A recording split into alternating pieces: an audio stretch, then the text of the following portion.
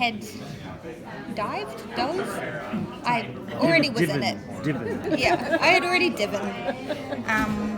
I was a fan of Stephen King's from too early. Like I was probably 10 when I started reading his books, so I felt pretty well versed. I didn't do any extra reading for the show, but I already loved his stuff. Can you tell us about your character for those at the table who may not have seen the few episodes? Sure. She's a very complicated person. She is a real estate agent, but she's chosen to do this in a town where nobody's buying real estate. Nobody wants to live there anymore. So it's a horrible job to have chosen. She feels a lot of responsibility, I think, to the town. She has a complicated history that is making her feel like she needs to stay there and better it in some ways. And she also has an involvement with Henry Deaver that kind of unfolds over the season. You find out why she's so impacted when she sees him again. Almost everything that Stephen King writes gets adapted. Yeah. Why do you think Hollywood has such an obsession with him or loves him so much? What is it about his stories that... Well, he's very... The concepts are always great. I think it's something that you hear about it and you're like, I want to see what that is.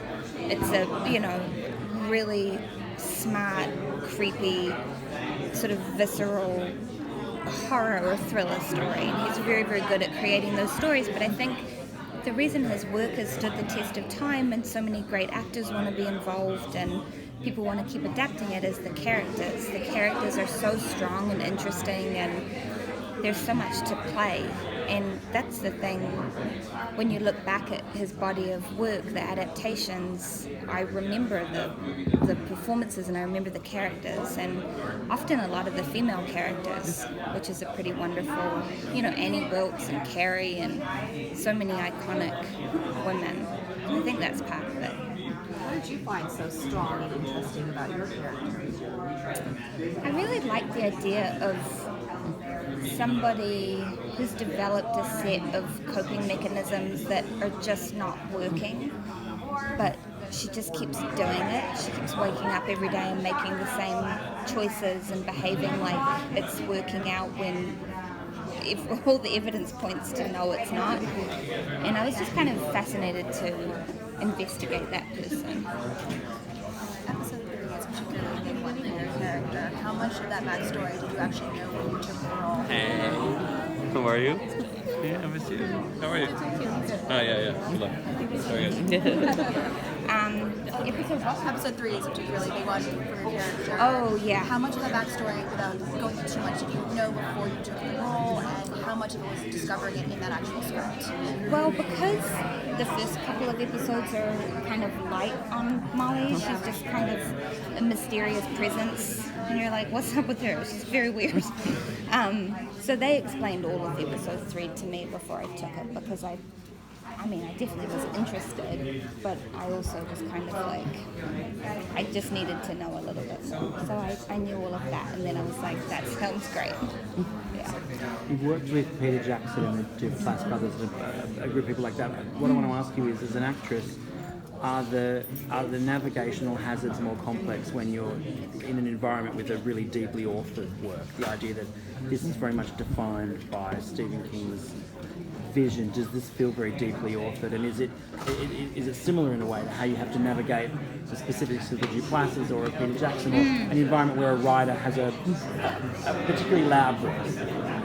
That's such a good question. I mean, it's interesting because while the show is very inspired by and does incorporate a lot of characters and ideas, and definitely like obviously the town from his work, it didn't feel like a Stephen King property. It felt like Dusty and Sam's show, and Dusty and Sam's writing and the other writers And they were so collaborative, and it really was a kind of work in progress where the scripts would come in, and Bill and Andre and I would talk about it, read it out loud, get a conference room and like hash it out and call them. So it was a very, very collaborative process. But honestly, the thing that I found is all very successful creators are collaborative. Like Peter is so... That was my first working experience, and I really got spoiled. I thought everybody was like Peter Jackson. I was like, directors are great, and as it turns out, some of them are not that great. But he really, after work every day, he would show the rushes of the previous day to the whole cast and crew. He'd take notes from everybody, and I mean, that was how I learned. So I found my voice very early on, and I'm not good in situations where I don't get to use it. So you guys made a debut at New York Comic Con, and Yeah. it was a very soft debut, and now we're here at San Diego, like Yeah. the big mecca. What has it been like for you to watch the fandom and excitement that people have for the show? I mean, some of us have obviously seen the first 4 episodes, Yeah. but the fans have not, and yet they're still so excited. Yeah, I mean, it's a lot easier now because there's something to back it up. Yeah. I think New York Comic Con felt a little premature Yeah. to all of us. Right. And it just mostly was sitting on a stage while people were like, Belle, and I understand. I feel the same. But it's a lot better to be here with the whole season behind us and knowing what we did and knowing what we have to talk about. And because this is the mecca of nerd culture, what is it that you nerd out about personally? I nerd out about actresses. I really do. I nerd out about Isabelle Huppert and Viola Davis and Regina Hall. I'm a huge nerd about Andrea Riseborough. I just watched this thing called National Treasure. That's Nice. a British miniseries that Andrea Riseborough is in the first season of, and she's amazing. The episode of Black Mirror she did. Talk about Andrea Riseborough all day. I won't. Did you get any pointers directly from Stephen King? No. That's the short answer. No. He didn't talk to him or anything like that? No. I think he kind of gave his blessing. I think Dusty and Sam, and I'm sure JJ talked to him, but he wasn't really...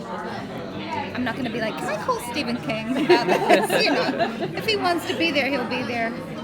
Yeah. You mentioned the coping mechanisms, and I'm curious with your character, is that pointing to a deeper issue of addiction? If this is something that it is? Yeah.